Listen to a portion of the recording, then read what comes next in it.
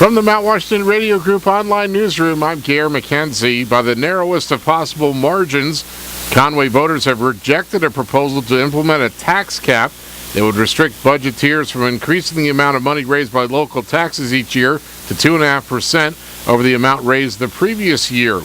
Instead, by a single vote of 39 to 38 at Wednesday night's deliberative meeting at Kennett High School, voters approved an amendment proposed by Teresa Kennett to increase the 2.5% limit to 10%, effectively making the petitioned Article 27 moot.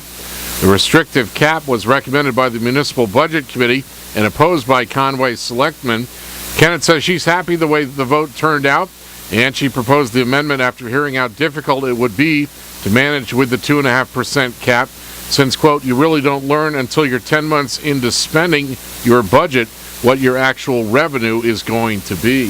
I felt like we needed a mechanism to protect us from this particular article. Many of the people who are going to vote in April weren't there, and they didn't have the benefit of this explanation. And when I asked what mechanism we had to protect ourselves from it, the response from the town attorney was to increase the tax cap so revenue shortfalls wouldn't be so devastating to the services that we all want.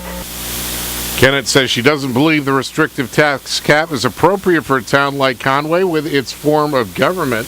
The voters are, in fact, the tax cap for this form of government. We go every year. There's a deliberative portion. We can change that bottom line to anything we want. The 2.5% tax cap really would have made that process even more time-consuming and difficult to understand. So I felt like the only protection we had was to increase the tax cap to such a degree that people will vote against this article. And she hopes voters will reject the proposed 2.5% tax cap article on the Conway School District warrant as well when final voting takes place April 8th. That article, number 13, is also endorsed by the Budget Committee and opposed by the Conway School Board. Selectman and SAU 9 Superintendent Dr. Carl Nelson have expressed concerns the tight limits would make their budget planning difficult and possibly prevent them from providing essential services. Proponents of the restrictive cap argue it's needed to control spending and limit the growth in property taxes. Budget Committee member Frank McCarthy spoke at the meeting in favor of the 2.5% cap, urging voters to reject the argument that imposing it would bring a, quote, doom and gloom scenario to the budget planning process, saying it could always be overturned by voters.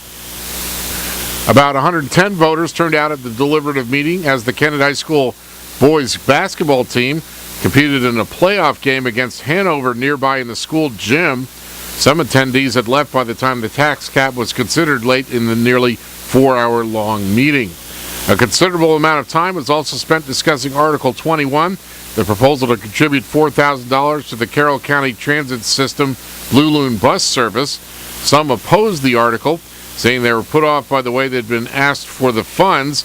Others argued they were already supporting the bus system through federal tax dollars, and others argued the buses provide essential transportation for poor, sick, and elderly people.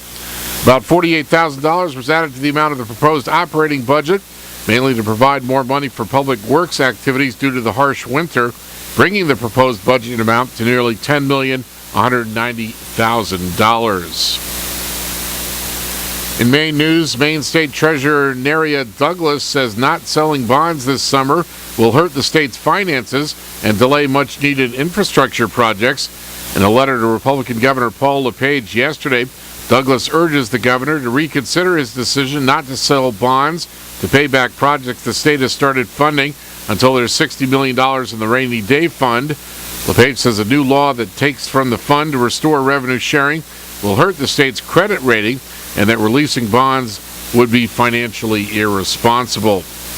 In sports, the Bruins beat the Washington Caps 3-0 last night, and Kevin Garnett will sit out a fourth straight game because of back spasms today when his Brooklyn Nets visit Boston, missing his last trip this season back to his old home.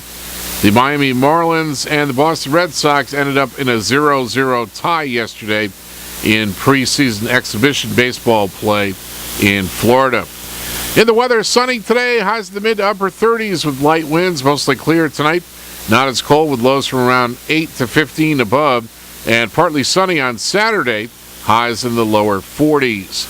From the Mount Washington Radio Group online newsroom, I'm Gare McKenzie.